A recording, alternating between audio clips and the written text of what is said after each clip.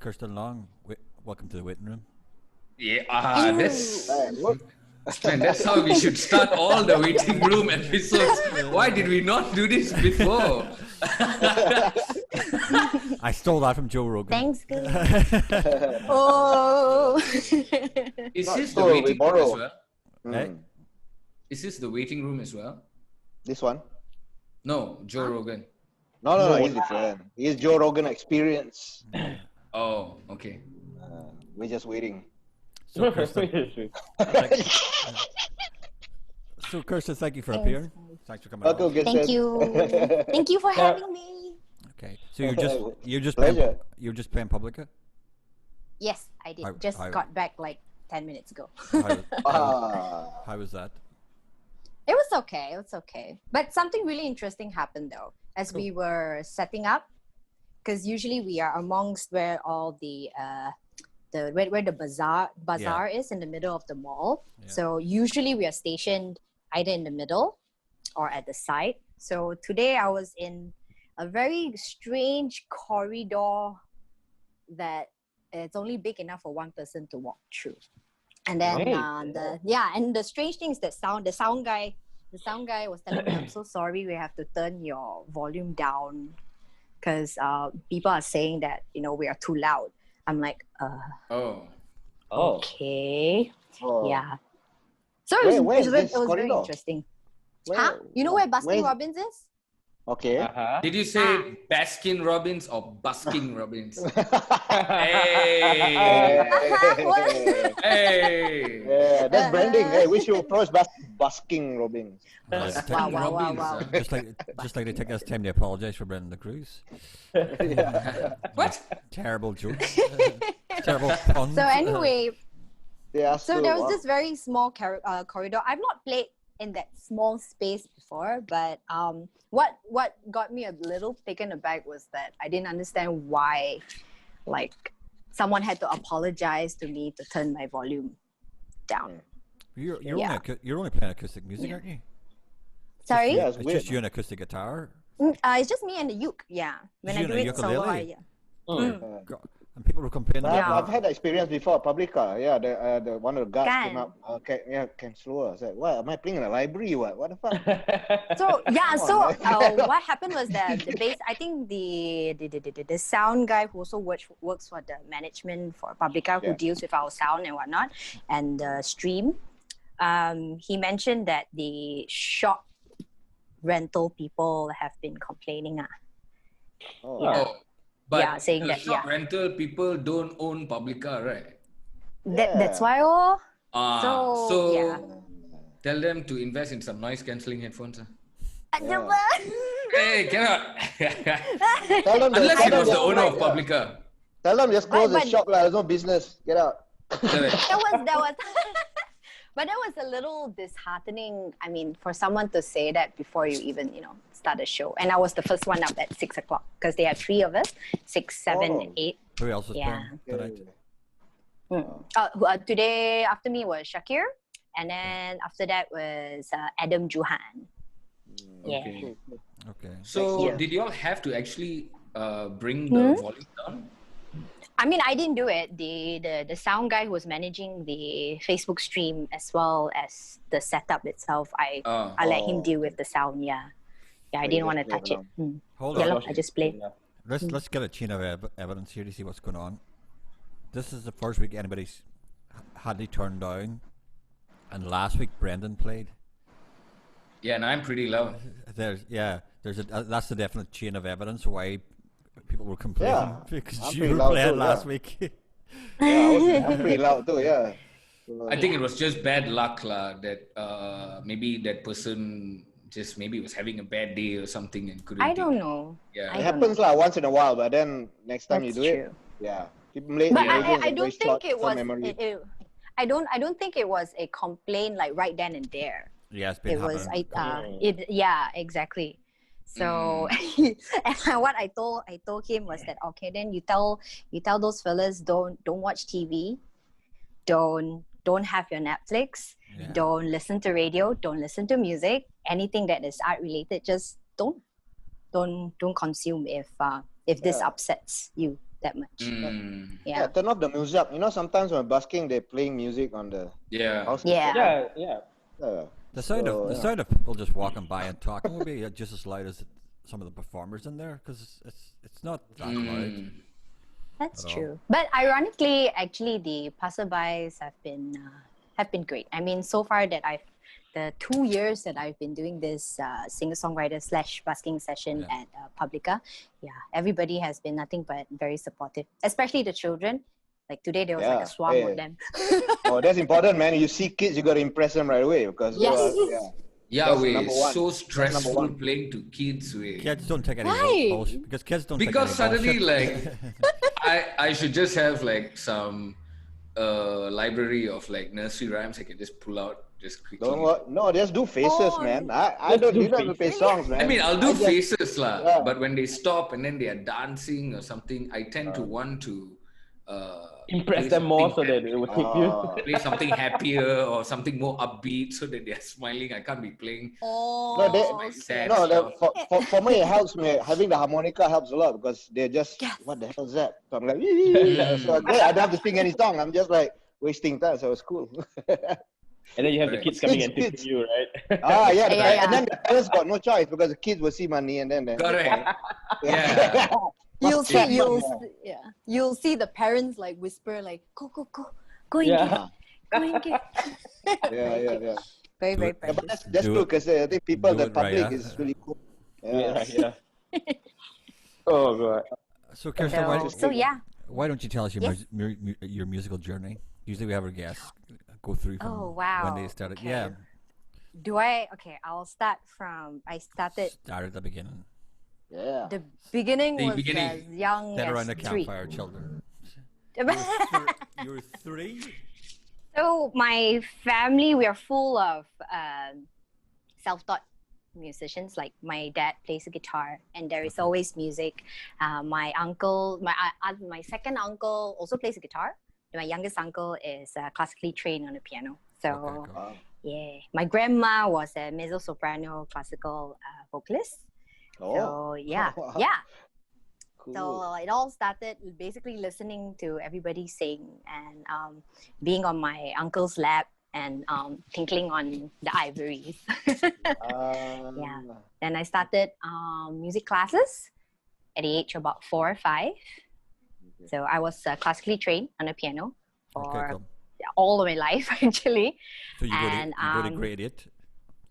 I got 2 of my diploma cert. Okay, cool. Oh. Yeah. So the what happens after grade 8, there Yeah. are 3 more papers: the associate paper, the licentiate paper, and then you have the fellowship paper. Okay. You got 3 it of all which are no. I only got the first 2. I didn't get the last one. Oh. I think it's enough. I think it's pretty good. Thank you. Legit, So legit. Yeah, legit. So but at the age of 10, 11, because my dad, I grew up listening to my dad play a lot of the 60s and 70s classic rock stuff. Mm. And I've always found it really cool, especially when he kind of breaks into those riffs and solos. And I remember asking my dad, "Pa, I want to play like that. How? You can't do that on the piano. It doesn't seem as cool." So picked up the acoustic guitar and started playing when I was 11. So on one hand, I had my classical music life. On the other, I was in school doing a lot of pop folk. Yeah, a lot of pop folk stuff on the acoustic guitar. Who were you influenced by in the pop folk side of things? Oh, me? Yes. For the folk stuff, I grew up listening to James Taylor, Jackson Brown, Jim Croce. Wow. Yeah. Old school, man. That's proper. That's Oh, actual- very old school. Super old that's school. actual folk Jim music. Croce. Wow. And then I remember the very, very first guitar number that I did was this one. Dream, Okay, yeah. dream. Yeah. And then I love harmonies, any arrangement that has to do with vocal harmonies. And then the first number that I think my family and I learned how to kind of break down harmonies is America's Horse with No Name. So I'm also a big fan of some of America's like folkier tunes. Yeah. Ooh. So that's Yeah. Is that so Neil Young? No, I don't think it's Neil Young's. I cannot Horse with No remember. Name? The Horse with No Name? I don't think. Let's do that right now. Yeah. Brendan, are you Y'all gonna be keep. are you gonna be a young Jimmy? Yeah. The. Yeah. Bring that But up, Brendan. speaking of Neil Young, we also like my dad also plays. A No, lot she of, said lah. She Crosby, said the name Stills, America. Yes, America. Okay. Yeah. The band, What what? is The this? band America lah. The band Yes, America. yes. Yeah. That's white. Ah. So you dug your dad's record collection. I mean, pretty much it just rubbed off you lah. You listen to what your dad was playing. Pretty much. And then you have my mom who enjoys like the 80s Chinese pop stuff of that Nice. time. Yeah. Okay. So a lot of Teresa Tang. Nice, quite varied. Man. Cool. Yeah. And then you have my classical background. And we listen to a lot of jazz as well. So after I finished up my second diploma in piano, I went to university for jazz. Actually, I went to university auditioning for classical piano. And then I remembered the panel of invigilators asked me, have you ever considered doing something else other than classical? We do offer you jazz courses. I was like, oh, yes, please. Where'd you go to university? I went to University of Malaya. Yeah. Okay. Oh, UM, yeah. Yeah, UM. I was very blessed because I was under the tutelage of Gabriel Evans. If I think some of you may know. Yeah. I don't know. No idea. You don't know Gabriel Evans? Hey, Derek, you didn't work with Gabriel. Oh, No, I thought you would have worked with him. Not Is no. Gabriel a white guy? Yeah. He played it. This white thing comes up no. all the time, Derek. What? No, the Reverse reason why I racism, said Kristen. that because Kristen. Reverse racism. Please, not all white people No. are the same. no, you guys are terrible.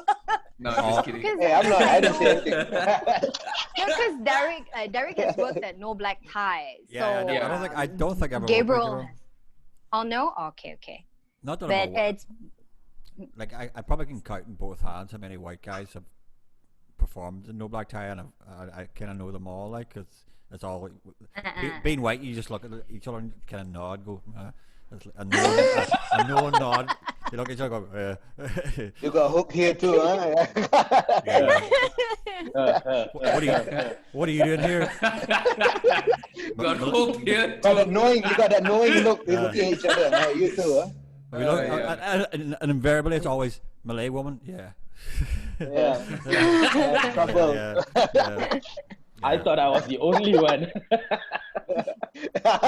The majority of my white friends who are the white guys I've met here were all married or dating Malay girls. It's crazy. Oh man. so Yes. This Kristen, constant continue. segue. Sorry. a small tangent It there. happens, yeah. So anyway, I went to university for jazz, and through Gabriel Evans, I met Asamat Oh, okay. in the open mic scene. Yeah, Yeah. that's right. And I took lessons with him, even though I don't really play the guitar. I'm not that well versed, but I can strum a couple of songs. But I took jazz improvisation sessions with him. Yeah, and then because of that, we started collaborating, doing a lot of the Malaysian jazz stuff. So I've toured in a couple of countries, doing a lot of P. Ramlee, a lot of, okay, this is very bad. What's his name? What Boyle? Jimmy Boyle. Jimmy Boyle. Yes, Jimmy Jimmy Boyle. Boyle. Yeah. Jimmy Boyle, yeah. His son was also one of my tutors Oh, in okay. UM, James Boyle. Oh, yeah. nice. I think we give a shout out to Az, who's probably one of the finest music educators in Malaysia. Like one of the most I heard he's dedicated. very. I heard Az is very garang as a teacher. Is he? He's strict, but he's That's not. strict, He's strict, yeah. But he's not like I will scold you for not doing your work. He's more so that I've given you the layout. You have to put in the work. If you have any questions, you come and ask me. It's Good more lah, good about teacher lah. applying. Oh, he's very good. He's very good. Yes, If yes. it wasn't for him, I would not be here today. Yeah, doing what I do. That's a good compliment then. Yeah. Good compliment. So So was that about the time you started writing your own songs, or were you writing before that? oh yeah, I started writing music in university. Actually, it's about the same time. Yeah. Okay. Yeah. Okay. So I remember we had to write for a Okay. composition class in back in university. Yeah. Then at the same time, I was doing a lot of open mic sessions as well.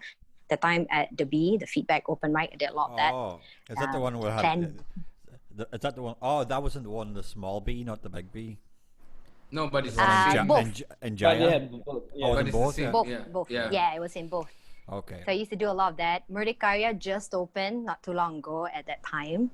So I did that too. Then after I was with us, but I think doing a lot of the Malaysian jazz stuff for about 2 to 3 years. And I had the opportunity to play at MPO because of him. So that was All pretty right, cool. nice. Yeah. And then after that, I decided, like, you know what? I always wanted to put a band together. I always wanted to play the music that I hear in my head. And yeah, that's where I am today. Cool. Cool. Trying to do more. Good, So, good, and good. you just released your first single this year, or last year? Second single. I Second did single. I released my Really? first last year, last August. Okay. August. August. Then I just released the second one, Topsy Turvy, in June, a couple months back. All right. Mm. Oh, not this too long year. ago. Okay, cool. Yeah. Did you record them with the same person? Sorry? Did you record them with the same person? No. So the very first one, my band and I worked with Pulse Sound. Madden? Yeah, cool. Yeah, Madan. Yeah. And then I decided to, I wanted to kind of try working with different people. So Topsy Turvy was with Sid Murshid. Oh, okay. How did you engage Sid? Like, you brought him in as a producer, or? Yes, that's right. Oh, the story is very funny. So I know. Tell us. Yeah, we like funny stuff. Yeah. So I've known of him for the longest time, and I never had a chance. Though more like I'm always very shy to go and say hello. So what happened was, I think last year we were doing the Merdeka Merdeka set at Merdeka. So Sid was playing before my band.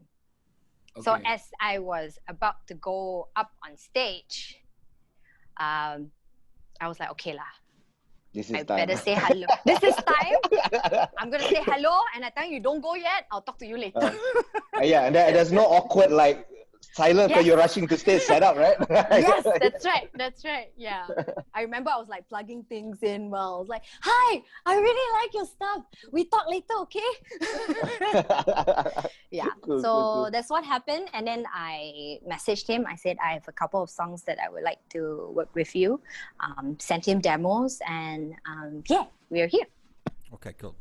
Cool. Okay. Is there And, plans to do other stuff with him, or just one off? Or I have another one with him actually. So we'll see. Hopefully, we'll be able to release that probably end of this year. all right. Is he So that's teaser for that. Is he solely producing, or is he also playing on the tracks? From the way he works, he pretty much does everything from the whole production aspect of it. Because most of the things are all MIDI anyway. So it's Oh. literally him working out. Yeah. Yeah, it's all programmed. Okay. Yeah. Yeah. Okay. So is it an electronica, folk, jazz, pop track? That's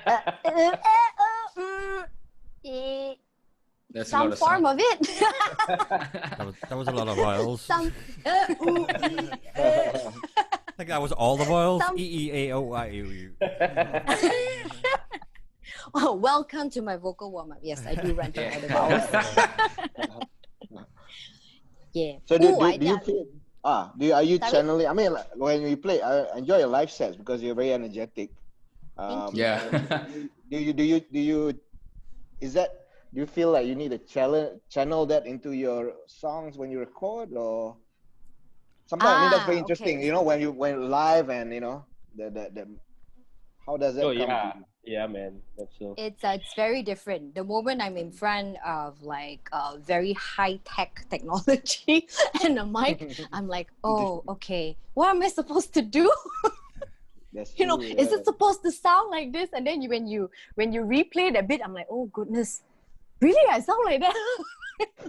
Yeah, but it has been pretty interesting because you don't hear as you perform live. It's just one shot, and you only hear yourself from the performer's perspective. Yeah, you're not Yeah. from like the audience's perspective. Yeah. And then performing live is one off, ma. You know, whatever happens on stage. Whereas being in a recording session, there is a tendency, especially for me, I tend to be overly anxious about getting things right. But actually, really in life, not really. Like, there's It's no different, such thing as getting things right. Yeah. Ah. But it has been interesting working with other people because they hear my music from a different perspective. Mm. Yeah.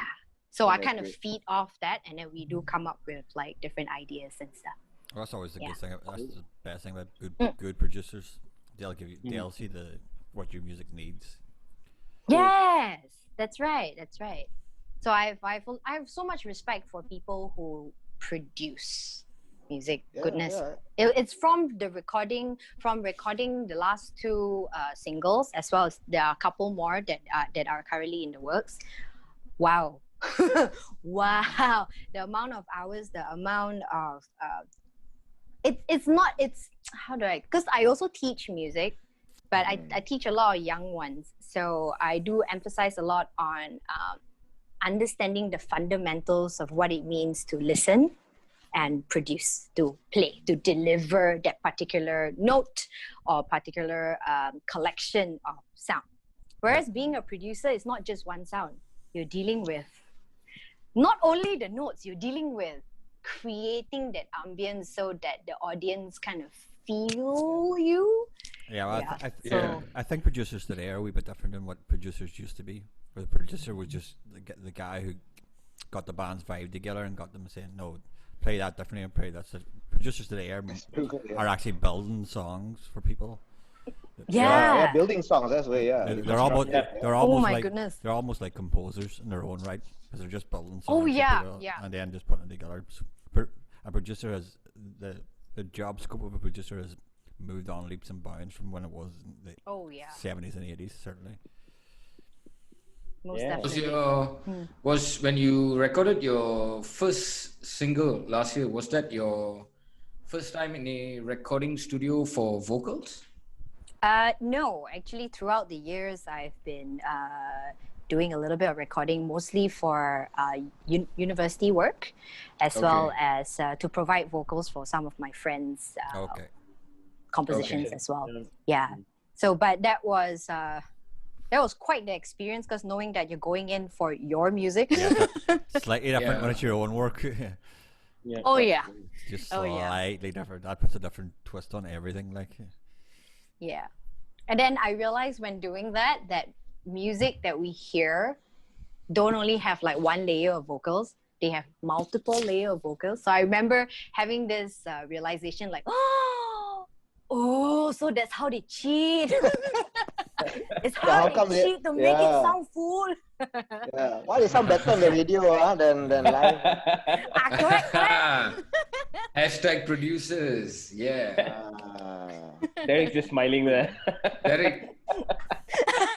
Derek, too tired today. Got some cooking, Derek. Derek is like, he's running low on energy, Kirsten. Yeah. This is the first time he looks like he's Really? beat. yeah, I'm Yeah, quite- usually You're he's pretty like knackered, quite man. energetic. I actually didn't sleep. I didn't sleep last night at all. I woke up about Didn't sleep at all? 2:30. No, I Oh. woke up about 2:30 and Oh, didn't get back no. to sleep, so I'm just quite tired. So excuse me for if I look like I'm not bored. I'm just tired. Like, Have some Yeah, tuak. Kirsten.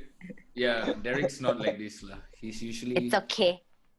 he's usually talkative. He's shy. He's shy tonight. He's shy tonight. Yeah. Which He's is shy something- because of you. Which is because something of I you. normally am not shy. You talk too much shit. So, But today we're getting a proper education lah. Full on proper legit education here today. Yeah. oh, How is the MCO been for you, Kirsten? Rough. Yeah. But I'm very blessed because I'm very fortunate to still be able to teach remotely.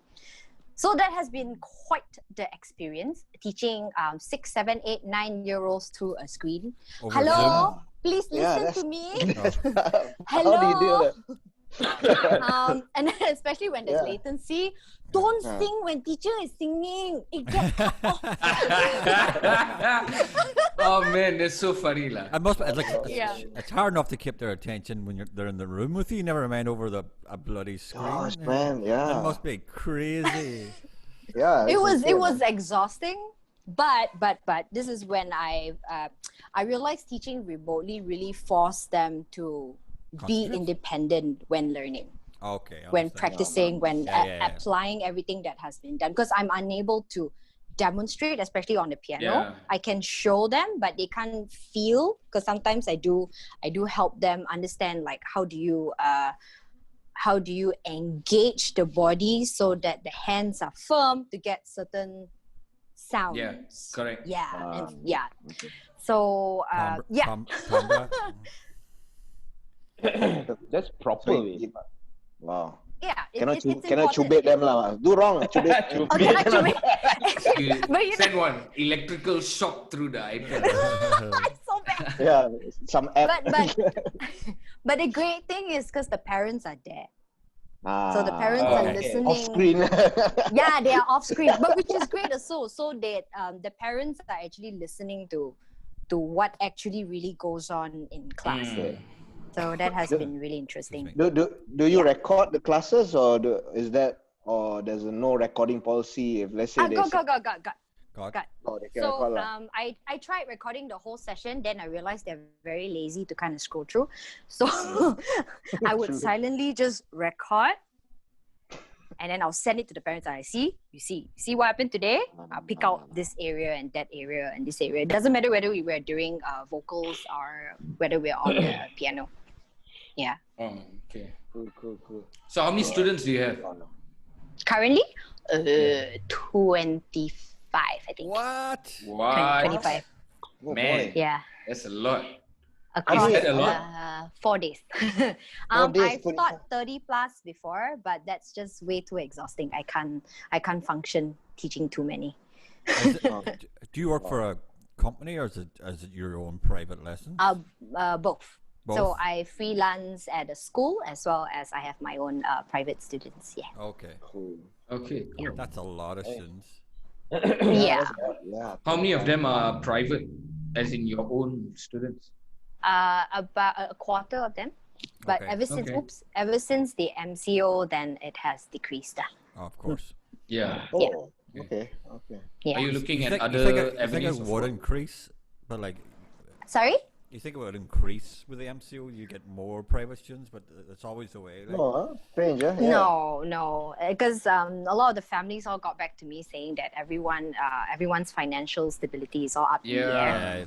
Yeah, so learning music is not a priority. But for those who have stayed, I have so much respect for the parents, for them to trust their child's education with me. Because I always state that music education is not just, well, yes, you do go in to have fun or to understand what it means to take this as a hobby.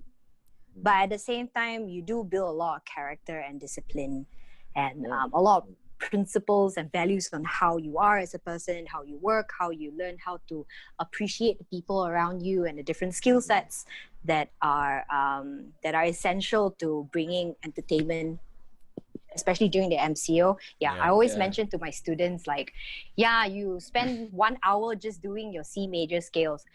You watch your cartoon that has multiple major scales in it. Yeah. And it's all within a video of 5 minutes. Yeah. Yeah. Then So they I'm start like, you imagine, yeah, exactly. They say, wow, one person did all that. I say possible because you can make music through the computer right now.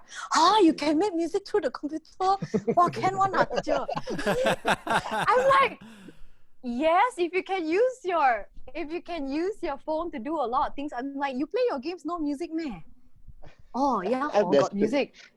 Forget. Yeah, no, but they don't realize that, and Yes, it's they not only don't. kids.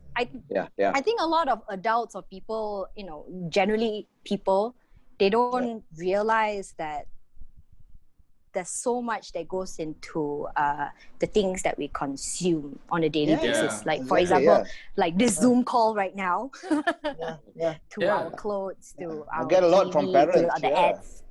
Yeah. Parents always asking, Yeah. like, I teach film and performing arts, like, got job? I say, God, I mean, you turn on your radio, videos, I mean, come on, around you. It's a noisy world. You think somebody's making this stuff, That's man? true. Then they, correct also, huh? Yeah, it's true. But there's one thing that I realized coming out of university, because I'm very happy that during university I was very active in performing and taking classes outside of university. So I went for vocal lessons, I was doing musical theater, I was also in the indie scene doing the whole open mic thing, and mingling with all of you guys. That's how I got to know of everybody. And I was also teaching while doing all that throughout my 3 years in university. And as I came out, I'm so glad that I had something to do, or I knew I could kind of have that base to build upon. Yeah. But the only thing is that what I find like really lacking is that no one ever really taught us how to market our skill sets. Yeah. So so a lot of us come out like, how are we gonna get a job? How are we gonna make music for a living, or how are we gonna perform for a living? Say for example, I'm classically trained. As a young girl, I was like, oh, okay, maybe I want to be like the next Beethoven. Then as I'm growing up, I'm like, but the world-class pianists, you cannot compete with the Westerners. You cannot compete with China. No way. And you gotta be the cream of the crop. Or you definitely can't compete with the Westerners. Yeah, exactly. And plus, we're playing Western music. It's not ours. Exactly. Yeah. That's true. Yeah. That's true. Well, I think it's ironic, I think it's I think ironic. it's a good point to leave it the first half of the show. The second half of the show, we should start talking about how local musicians can market themselves in a better way. Yeah. Oh yeah. How which way you can take that. So we'll leave it there for the first half of the show. So thank you, Kirsten. Okay. And we'll see everyone in the second half. Now we got toilet break. The second Got half- student.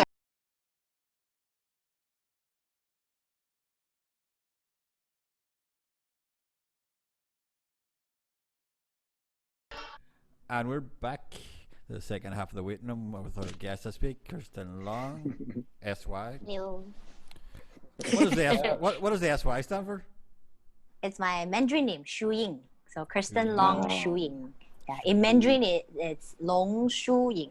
So do you know that my surname means dragon in Mandarin, in Chinese? Okay. Yes. So Long. And the Long Shu dragon. Ying? The Shu Ying, the Shu means what does it mean, dear? It means pretty, and then the Ying means smart. So Pretty smart dragon. Pretty smart. Pretty smart. Yeah. That's Wow. right. Pretty apt. Yeah. Thank you. Yeah. Credit to my parents. Would you consider yourself a dragon? I think my students will attest to that. I'm pretty fierce. Okay. Lydia, now I'm also a dragon actually. My I was born. I'm a dragon tail. Luna. Yeah. The luna's the what? I'm just a tail. Zodiac. Yeah, Zodiac, so I'm a horse tail. Oh, tail What also is lah. this tail Get thing? At What the is this end tail of the thing? Luna. So there are 12. I think it's something out of Harry Potter, isn't it? zodiac. Huh? I think it's something out of Harry Harry Potter? Potter. The wands. Or No, something? no, That's what they're talking no. about. Derek, you don't simply bring Western culture in here, huh? Yeah. Simply. Yeah, Harry Potter, 12. man. Simply. Yeah. There's 12. So what is yeah. there are 12 Chinese zodiac animals, and every Okay. year, every animal represents a year lah. Okay, So that a one I cycle know. is 12 years. Okay, so I'm born in the year of a horse. So why horsetail? Because it's towards the end Okay. Of the Oh. year. or the turn of the year. At the Yeah. start so it'll be my horse year, head. Horse yeah. head. But that's That's true. but that's how we kind of see it. I'm not too sure Yeah. whether that's how other people see it. Yeah. When's your birthday? So Azmil, yeah. Who? Mine? Yeah. Yeah. 30th of January. Okay. 30th. So you're not Capricorn lah. Just missed. No, Aquarius. I'm a Aquarius. Capricorn. Aquarius. I'm a Capricorn. Okay. I'm 2 weeks Oh, earlier. About 2 weeks earlier. Mid-January. Oh. Ah. Nice. So we're tails lah. We're tails. Kita Yeah, serupa. Head or tails? Cool. So you guys gotta find out, which one are yours? I'm a snake, and I'm. Are you damn in right you're a August. snake? You're definitely Which part of snake? Hey, I'm the good guy snake, you know. Are you? Yeah. Like, my hands are like that, but I got no hands. Yeah, that's what the devil. That's a good guy snake. The greatest. You know which part of snake you are? The You greatest know which trick part that of ever snake you are? pulled. Do you know which That's part a of good me one. is a snake or not? Hey! Hey! I know which part of you isn't a snake. I know which part isn't a snake. Hey! Oh, Can we man. please stick to music, please? Sorry, Yes. Kirsten. That's what happens. You got 4 idiots hosting a podcast. Back to Kirsten. Yeah, back to Kirsten. Yeah, So go on, we're talking the first half, or we're finishing the first half about marketing and how Malaysian musicians can market themselves in a better, more,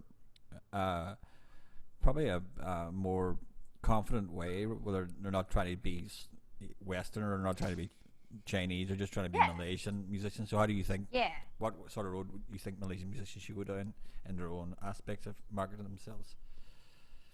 Okay, I'm very new at the whole aspect of like marketing and advertising, because from what I've learned so far and what I've seen, everybody is only using a system of which it has worked before. I realize that's what we tend to do. Like if an ad is getting a lot of reach, you see multiple different production companies doing the same thing, the same type of music, the same angles, the same way of color grading and whatnot. Yeah. So at this point, like the strange thing is that, okay, I guess the easiest comparison is to kind of look at how the Koreans are doing it, even though there is a reason why they're so big. And they also have a system where they are actually churning out talents. And they start them really, really, really, really young. But here in Malaysia, it's more so like if you go in for a casting or an audition, it's a matter of at that point of time, do you look good? Do you sound good? Are you relevant to what we want to market you? And that's it. If you don't make the mark, they won't invest in investing. They won't invest in you to kind of mold you or help you be who you are. It's all the short. If you get what I mean. It's the short game. They don't want to play the long game at all. It's all short. It's definitely less molding in our country and more, let's pick who is already halfway into that package and then we'll just add on. Yeah. It's kind of the same. I guess this is not only happening in the arts industry. It's also happening. I guess another way to see is in the sports. If this particular family and this person is very good, and that's it. This is the only name you know in that field. And for a long time, and there is no one to kind of continue or build upon that legacy. Yeah. Which But is it's very strange. sad. I mean, you went through the whole music education system. I mean, I teach in a faculty where there's a music program, but I can't teach it because I never formally learn it. But in the faculty, I'm the one that's really, even my boss said, hey, you are a musician, but cannot teach. So I got to teach one subject which is more about sociology of music, and I wrote that subject. So, and I asked the students like exactly what you said, that they don't have that. It's missing a big part of the education. Do you feel like you feel like since you're teaching the kids now, like make them think about it, just informally outside of that? In fact, like as I am teaching, I feel kind of bad as well, even though I know I'm giving my best in trying to mold them to like better little human beings, to be able to be strong enough to kind of to build their own future. But in terms of music, like, yeah, there are so many of my peers who are trained and all they do is teach now. They don't perform. They don't write music. They are not in the scene.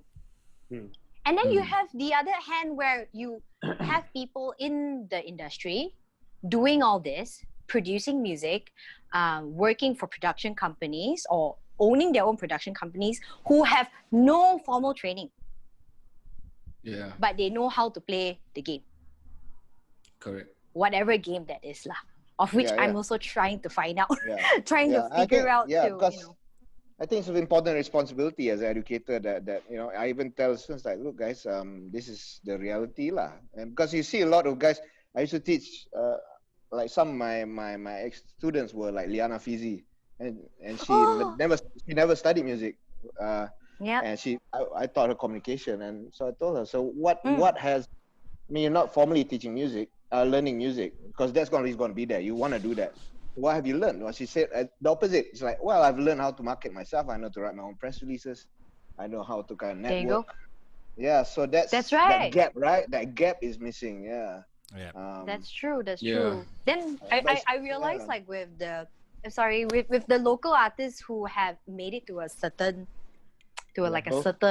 level of exposure and the credibility, people accept their music. Why? Because they have reach. People know of them. They are around and they've made enough noise that people know that, oh yeah, this is this person. This is this band. Yeah. So whereas for the rest of us who, it's the chicken or the egg. It's the chicken or the egg scenario. Situation.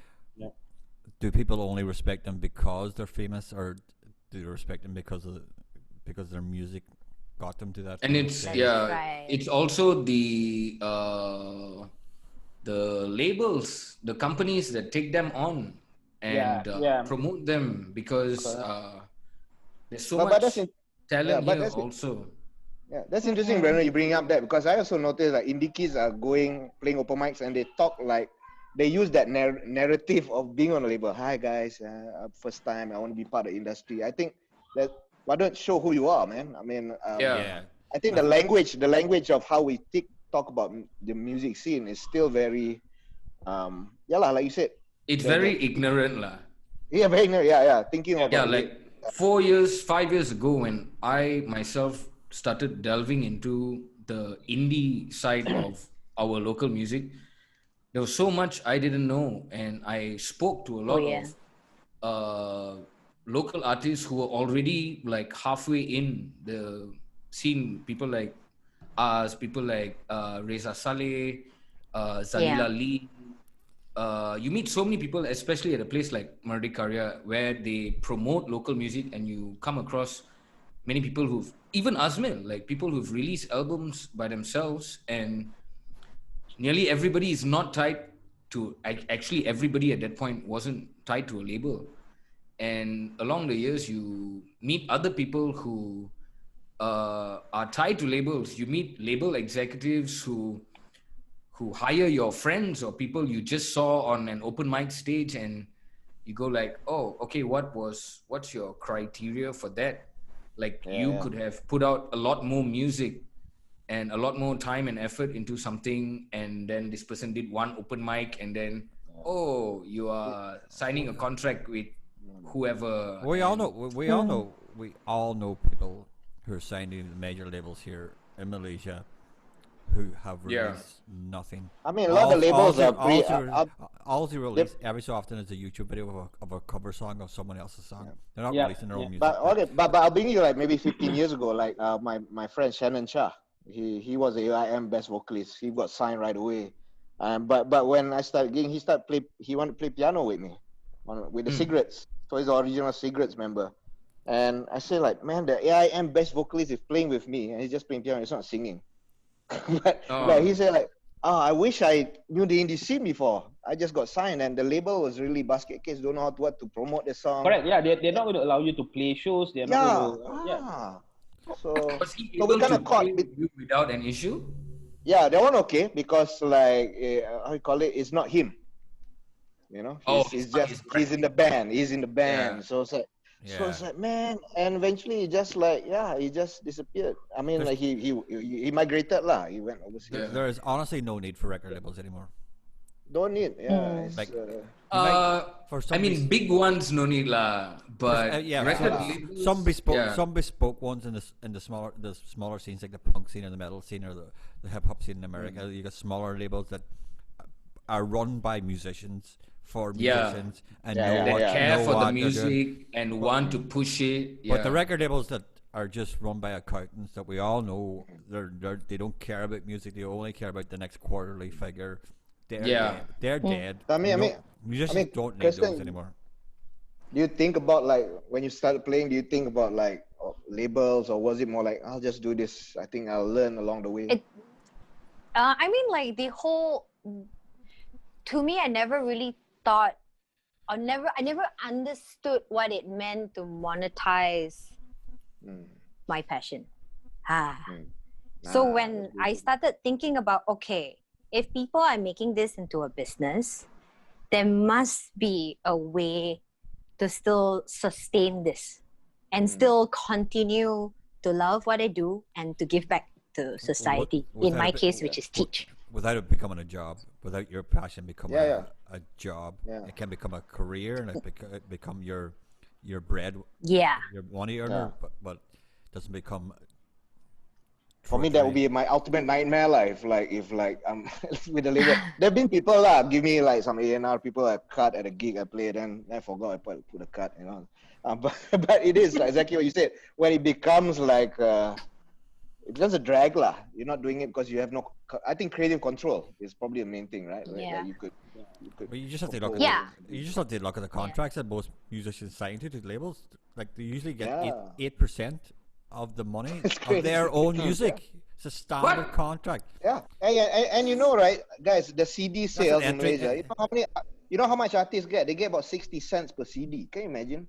What? That is the deal. Oh my gosh. Yeah. So that hasn't changed. So that's I mean, why I you have just no have- sympathy for Raja. You all have to know how a record contract works to understand how bad it actually is. Like Yeah. if you signed to say you signed to a label and they give you like $100,000 advance for your first album.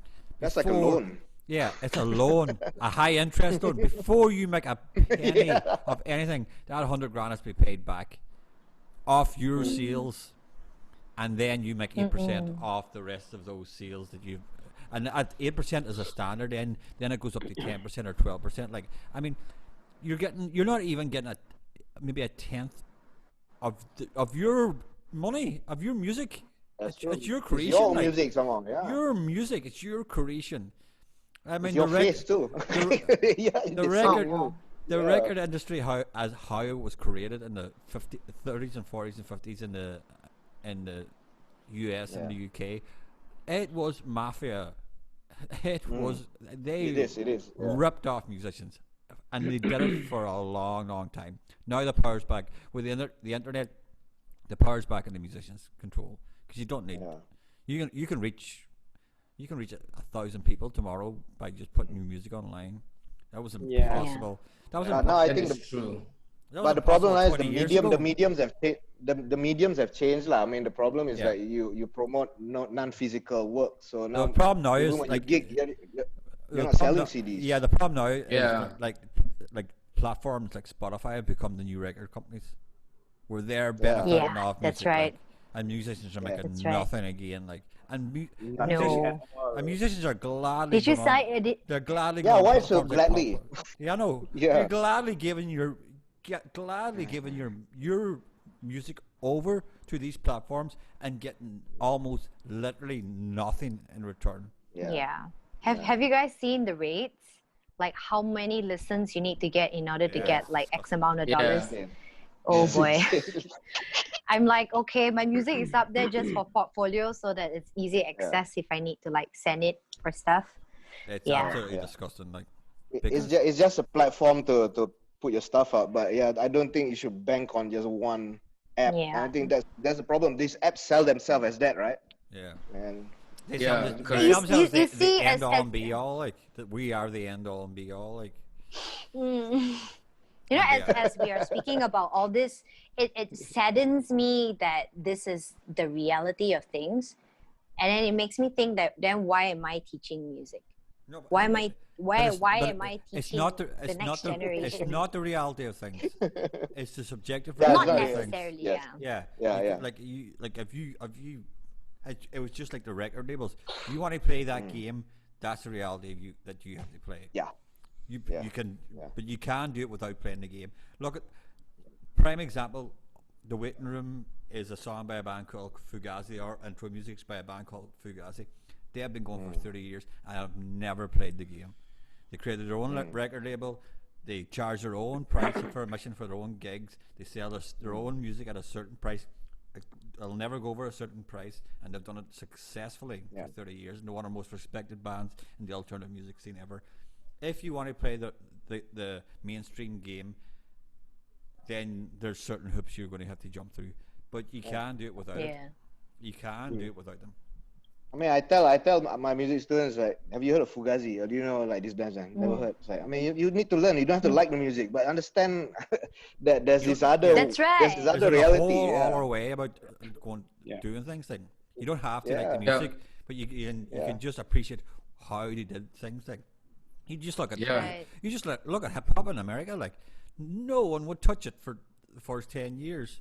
I mean, no record labels wanted anything to do with it. No MTV wouldn't even touch black music at all for the first 5 or 6 Yeah. years. MTV going like, but they had their own thing, and they knew it was like, and you just kept at it and at it and at it and at it and at it. So that's how you get. True. But then again, also that whole new trend, like guys, like okay, not just music alone, but you know, like for example, today when I was on Facebook, I mean, I don't want to say or drop any names, but there was somebody who was Hell. put out a job, what do you call that, application. Hey, all of us got very few mutual friends. You know, better be careful what you think of. and the person was just straight up, you know, we're looking for a female or something, and you know, we want certain amount of likes on their Instagram or whatever. Oh yeah, yeah, yeah. No, that's not new. That's What? not new. Really? That's already become like in the media industry. I mean, like to get advertisers to pitch. Yeah, that's They're looking. yeah. That becomes a quantitative. Is no more about because they look at they're lazy. they all look at their Requirement. they all look at your social media platform. Yeah, and people can pay for that shit. You can pay yeah, for exactly. Yeah, dude. Yeah. I know people then who when- get paid 5 figures just because you have maybe, I don't know, I want to say 100, 200,000 followers. But Yeah. we don't know if you bought the followers. Yeah. But companies are paying them a lot of money, man.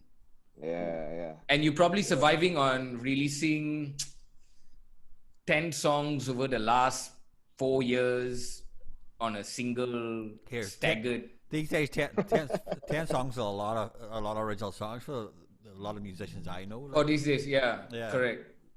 But you, yeah, Asmil and Brendan, you guys are anomalies in this thing. Like we're still waiting for its next EP. to come Yeah. out. Yeah. Asmil lah. I'm trying to catch up with Asmil. Hey. Ain't no catching Yeah, that. I mean, I'm just making it up along the way, you know. So for me, I think like Kirsten said, it's you just enjoy doing it, and then you're making up a long way, and Yeah. I mean, Yeah. just this room here, meeting all of you is because just being stubborn and playing. I think that's Yeah, important. correct. Yeah. Exactly. It's not like it's not doable Yeah. without labels. It's not like you can't do it without labels. You just need to find the way your work works. And Yeah. I was told before when I was getting into this that my music will not sell. Some guy told me that it just won't sell, and I was talking to him about opportunities or trying to get a contract for like a festival or something, and he just like, man, your music cannot sell. And I just immediately just stopped the conversation and changed the topic. Like, there's no point talking to him. And of course, it takes time, but you put enough right effort into your work. You work with the right people, of course, you have to learn a lot of things along the way, like marketing and all that, lah. That really is just a whole different monster in itself, lah. Correct. And I think Yeah, that exactly. You know, go ahead, Kirsten. sorry? Go ahead. No, Chris. no, Oh you're no, saying I mean like yeah. as we're saying, like we've been saying that there are different ways of being very independent in pushing your own content out, as you know, so to speak. But the thing is, we are all kind of finding our way, and there is how to say, there is no body, literally Yeah. like a body Correct. or an institution of, or maybe us in the future, kind of helping the next generation through this, instead of everybody telling us that, oh, you just gotta stumble your way through and then you find your way lah. You know, I mean, it's true, we all, it's a rite of passage, but it's There's not much guidance, lah, in that sense. yeah They- exactly. Correct. They're using these organizations for their own means. I mean, look around, like the film and music organization. Sad to say, lah. Oh yeah. Generally, it's politicized, or there's a bunch of old farts. Oh yeah. You know, so hope they change when. Don't know lah. It's We funny lah, but change. yeah, just change. yeah, just need stamina. Stay on. Correct. So many of my comrades have disappeared. I'm the only one left, and now I'm like half your age. It's strange, you know. I'm playing gigs, and like, man, oh okay, you're that young, all right. Wow. But but really, honestly speaking, I mean, like since I started and now, I mean, like that's why I'm really pumped when I see you guys play, and you know, all of you, man. I mean, like it keeps me going. And I think that is that's what's gonna. Yeah. One inspires the One. other. Yeah, one generation and the next, you know. Yeah. Because you know, but one thing I realized in the past, and this is like there used to be a culture of like old timers, you know. It's like you gotta go see this guy to get that gig, but I see that being totally broken up, you know, which is great. I've got a phrase like when I moved to Malaysia, I found it really strange, and I kind of narrowed down to a phrase. I call it the adoration of the abang. Where it's just you have to look up to all these older people. Doesn't matter if they're good or not, but we have to look up to them, and you're like, why are we are they good? But they're my senior. Who cares if they're your senior? Are they good? Have they done anything for you? Are they good for the scene? Of course, there's loads of fucking abangs in Malaysia and the music scene who are fantastic and it's helped the scene a lot. Yes. But it's the idea of that where you have to be almost subjugated to the older person. Like in Ireland, it's very feudal. It's very feudal. Yeah, and Ireland be like, get out of my way. We're coming through. Excuse us. We're on our way through. You did a lot for the scene. Now it's our turn.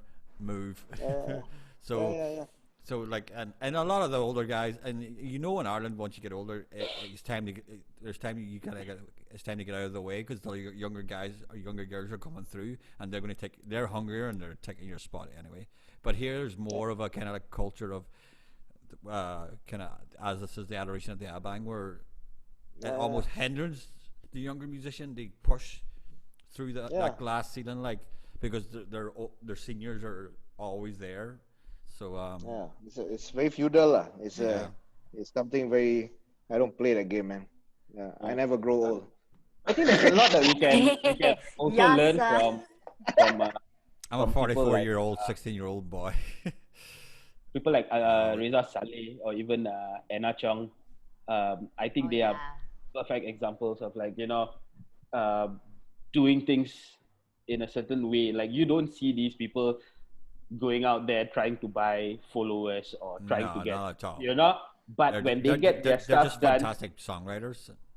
Yep, and also they know the whole process. Like, you know, they go through like, you know, I see Reza before he put out this new EP. Like, you know, he was asking people like, hey, I'm looking out for this people with this expertise. Like, hey, I need to check out some stuff. Can you all help me out? Okay, I need to know a bit about the marketing. Like, what do you guys do and all those kind of things. He's not going out there buying followers on Instagram or whatever to use that to push, you know. He's just really focusing on his craft itself and making sure that he puts out a really good album. And leveraging on the community too. I think that's very important. Yep. We forget. Yep. Yeah, correct.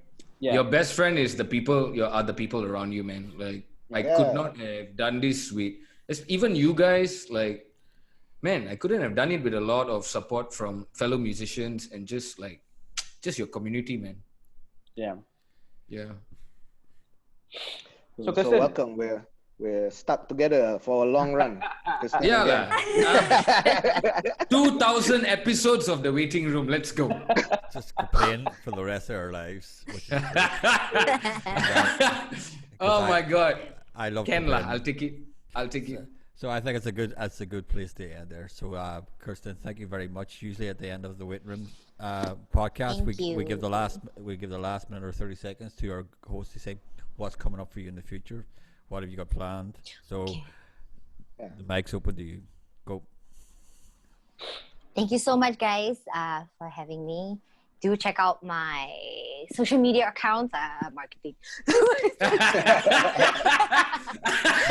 We are back at square one. No, I have a it's tip. true. I have a tip. Just Google me. That's my new line. I would say, Oh, just that's a good Google one, my huh? damn- Well, that's true. You can Google me at Kirsten Long SY, but you got to spell it right. It's There you go. KIRSTENLONGSY. Yeah. Yeah. I've got 2 original music up. I've got a couple of covers that are on the interwebs as well, and I have about 3 to 4 more singles in the mix. So, That's fingers crossed. Fingers crossed. Wow. crossed. Enter cross. Better read the fine print, huh? The clause.